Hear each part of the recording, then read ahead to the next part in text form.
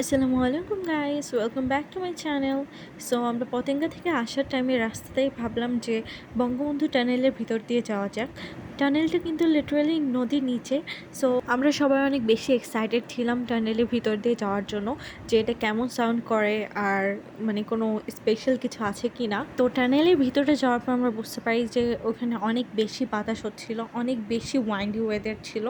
Also ওইখানে অনেক জোরে সাউন্ড হচ্ছিল। আই ডোন্ট নো এটা কিসের সাউন্ড, মেবি ওইটা পানিরই সাউন্ড ছিল, বিকজ নদীর নিচে একদম টানেলটা ছিল। তো এই তো আমরা টানেলের ভিতরে প্রবেশ করছি। সো আপনারা এখনই বুঝতে পারবেন যে কতটা ওয়াইন্ডি ওয়েদার ছিল আর সাউন্ড কত জোরে হচ্ছিল।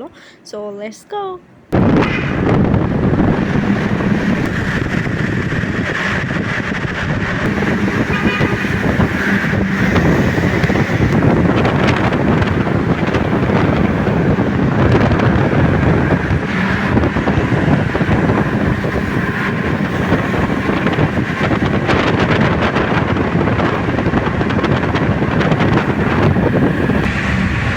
আমরা কিন্তু এখন নদীর নিচে, হ্যাঁ এখন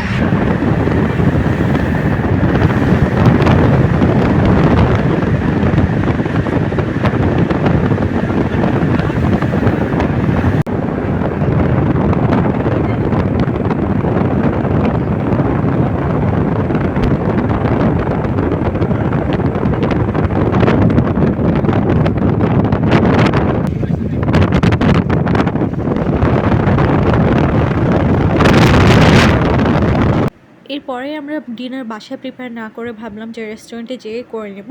সো আমরা টানেল থেকে বের হয়ে রেস্টুরেন্টের জন্য রওনা দেই।